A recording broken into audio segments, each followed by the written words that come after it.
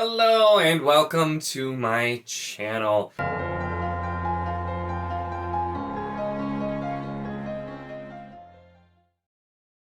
In this video, I will be talking about Project Hail Mary by Andy Weir. And now I know most people have probably heard of this book. I don't even really read sci-fi, and I've heard of it. I'm sure there's tons of people who've done reviews. Heck, even Brandon Sanderson himself posted a review for this book. So I know that this might be like, oh, I've already seen a bunch of reviews for that. But I enjoyed this book so immensely that I felt I still wanted to do a full review and talk about it. And for me, like I said, I don't really read a lot of sci-fi. I have not read any Andy Weir before, and I'm also always so hesitant to pick up the books, movies, TV, anything like that in general that everyone loves. I've had bad experiences with that where I get like the universally praised thing, and then I watch it and I'm like, I don't get the hype for this. I tend to have kind of different tastes, and so the idea of like the universally hyped thing that everyone loves made me pretty nervous, and I was worried that this book was going to be kind of disappointing or that it would be just okay. I started it out. It was taking me a little bit to get in. I was liking it just fine, but I definitely wasn't there. And this, though, is one of those rare books where I just feel like my enjoyment just went up. Like a roller coaster, and we never hit the drop. It's just continually up, up, up. The further I got from start to finish, the further I got into this book, the more I enjoyed it. And that surprised me, but I really, really loved this. This is definitely one of my top reads of the year. I don't know where it ranks, but it's definitely on the list of top books of the year so far. I had a blast with this. And I did do the audio, I will note, which is narrated by Ray Porter, who has also, and granted, I still don't have a ton of experience with audiobooks, but it also jumped into one of my favorite narrators. I'm doing another book that he narrates now, literally because he narrates it. His performance was spectacular. I'd heard a lot of people say that you should do the audio, and that's the best way to experience the book. And I have to agree, not only because the performance is fantastic, but there are definitely elements with sound later in the book, too, that I feel like you get a much better effect if you're hearing it versus reading it. And I've heard some people who read the book physically who were wondering how it was handled. It's handled really, really well. So this book, I should probably talk about what it's actually about. But this book follows a man named Ryland Grace who wakes up, doesn't know who he is, where he is, or what's going on, but he wakes up basically in a spaceship and is slowly having memories come back and trying to figure out what's going on, and finds out that he is on a quest all alone to basically try and do a last-ditch effort, Hail Mary, in order to save the planet. And that's kind of the basis here. So we start off going on that route, and then through him kind of slowly gaining memories back as he wakes up, we learn more about what has actually happened in the past. So we get a lot of solo scenes. We get scenes with people back on Earth. And the book overall, I think it's known for just having that kind of like the humor. It's definitely not a comedy, but I can tell even just from this one book that Andy Weir is probably a very like funny person, just would be fun to chat to, that kind of thing. It's the way he writes the humor in. It's done very well. It fits the character very, very well, and it just gives it a really nice light tone in a lot of parts, while still not taking away from the more serious moments. You definitely get a lot of serious moments, and ultimately the plot of this book is quite serious. But we have a character who has a pretty light tone. We see that with some other characters as well, and I think toes the line really, really well, where it's not like zany and you can't take it seriously when it tries to get serious. It's a very fun, entertaining, lighthearted read that will give you the sad moments, will give you the heart-warming moments, will give you those types of things as well. And so I think it meshes those things together really, really well. Now, I commented, so the writing and the narration are great with this as well, and so I am going to talk a little bit more about the plot and the science elements, of course, as well. But one huge thing I want to hit on that I thought was really fantastic was the characters. whether it's our main character or a character we're meeting in a flashback for a short while, I felt like each and every character was given so much personality almost immediately. The character interactions, the way they talked, the things they said, the phrases, the way they talked to each other, all of those things made you really feel like these were real people very, very quickly. And I was so impressed with how well Weir was able to get characters across like that and do it so well. It made it just a lot of fun, even the more serious parts.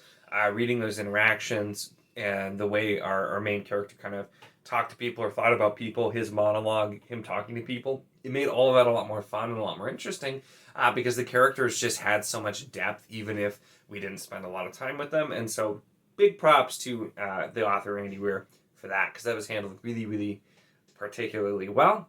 The science parts, I found, it reminded me a little bit of the, once again, small sample size, but the small sample size of Michael Crichton, where he will put in the science and make it sound plausible. Now, the things we're getting into in this, I don't know enough about them to know if they're even plausible or not, but it's written in a way that I'm like, okay, I can kind of see that. It does do what I know a lot of science fiction novels will do, at least the ones that I've read, where we kind of have a core premise that's our technological like focus in there. And this one I don't want to specifically mention because I'm going to consider it a spoiler. It's talked about somewhat pretty early on, but there is a specific advancement that kind of makes a lot of the other book possible and is a big part of the plot, which I've noticed. And even that, the way it's handled, but as we find more and more about it throughout the book, also, even though definitely fictional, it's written in a way that feels plausible. So even though you're reading science fiction, if it was just, some bonkers, crazy type thing, which granted, in some ways that could be okay, if you're going like full on sci-fi, like something on the Sci-Fi Channel where we just are told things work and that's how it is. But Weir did a good job, I think, with explaining enough of the science and making it sound real enough that I'm like, okay, I can kind of see where this is going. And explaining things while still having it be interesting as well. That's another thing that I think with science fiction, some I've read have done better than others with explaining the science but making it interesting and engaging, because it's one of those things that, depending on how you handle it, it can be a little bit dry. But it is, I feel like, somewhat necessary for you to be able to take the plot seriously. So once again, I thought that was handled really, really well here also. So the really big thing that I do want to talk about that is a spoiler, and parts of the tagline do, I guess, allude to what's going to happen in like the description. I, for one, really did not know a whole lot about this book when I picked it up. Like I said, I've heard everybody rave about it, and I typically am not the person who like rushes to pick out the book everybody raves about. But I hadn't really dug into this a lot. This was really a spur of the moment. I was trying to figure out something to break me out of a reading slump because I just wasn't super big on the things I was reading, and Andrew suggested this. I'm like, cool, I have a physical copy, but I'm like, actually, I have an Audible credit, so I decided I didn't actually read any of the physical book. I'm just holding it up for visual, because I do own the book, but I did the whole thing on Audible, and I've never gotten through an audiobook faster than I did with it either, which I didn't note earlier, but I got through really, really quick and had a great time. But so I didn't know a ton about it, and so I'm trying to also be a little bit vague, so if you're one of the probably few people like me who's not read this yet, I'm not like giving away any big things that you may enjoy finding out about, but there's a huge thing I have to talk about that I do need to go for spoilers. So I'm going to talk some spoilers here for a bit. I will have tags in the description that you can check to skip past the spoiler section and get to my kind of like final thoughts, summarizing everything type section, but spoilers are going to begin now. So if you've read the book, obviously you probably know I'm going to talk about Rocky, because I loved Rocky so much. I loved the interactions between Grace and Rocky. I found it really fascinating, them like trying to learn how to communicate, the different ways that they did that as Rocky starts to actually develop a personality as is being narrated. I liked the voice that was used for Rocky, including like the effects with the sound, all of those pieces. I was enjoying the book before that. I was finding it interesting and compelling. But once we got Rocky, that's where, like I said, it just kept going up because I loved those parts so much. I felt like that was such a creative way to have an alien character, and have them both are like the last person alive on their vessels trying to figure out how to save their respective planets. And also all of the discussions just about like how they're different, the different elements that are available, the different technological advancements, even though they both are in spaceships. There were a lot of big differences. And Rocky's sacrifice to try and save Grace, and I was like, I literally, my wife was around when I was listening to some of this, and she heard bits and pieces and not all of it at once. But she heard that and she's like, "Is Rocky gonna be okay?" And I'm just like, "I don't know. I gotta keep listening, and going." And so I was very glad that Rocky was okay. But also this book with the ending was just, oh, it was just so perfect as well. I wasn't really sure how specifically it was going to end. It did start with them, going their separate ways, and heading back because of the fact that he finds out that he actually could get back to Earth. But then once again, sacrificing that to go make sure that Rocky is safe and Rocky can still help his planet. But the scene in the bubble on the Iridian planet where he's like teaching the young Iridians using an organ, like it was just so perfect. It was such like a heartwarming, just wholesome moment and ending, and it just worked so perfectly for me. I've had very few books that, like I said, just was this straight up the whole time. The further I got into this, the more I just couldn't stand to put it down, metaphorically, because I was listening to it. But yeah, this was just really, like I said, one of those rare books that I do think this has the appeal, and I get why this is one of those books that's just really anyone can read.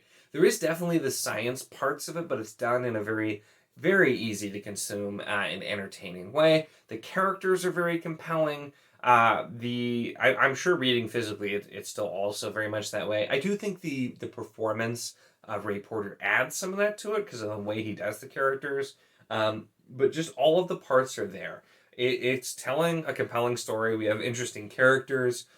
We have an interesting premise. It's just all of these things I think that really anybody could find interest in. So this may be one of those rare books. Now, I would love to see in the comments if you're watching this at this point and you are one of the rare people who must, because like there have to be some people who dislike this book.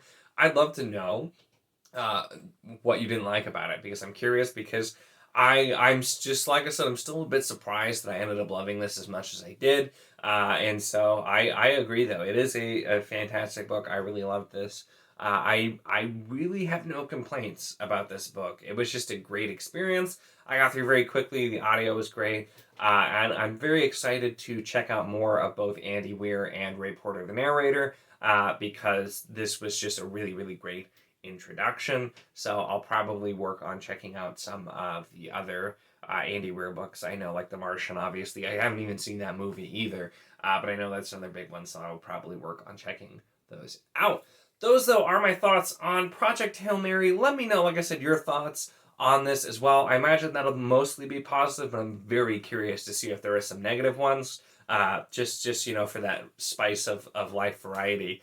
But so let me know down in the comments. Also, check the link in the description for the Wizardly Do It Discord if you want to chat this book, other books, any books, really anything at all. It is a lot of fun, and we would love to have you. Make sure to give the video a like if you enjoyed it, and of course, if you enjoy my videos, make sure to subscribe.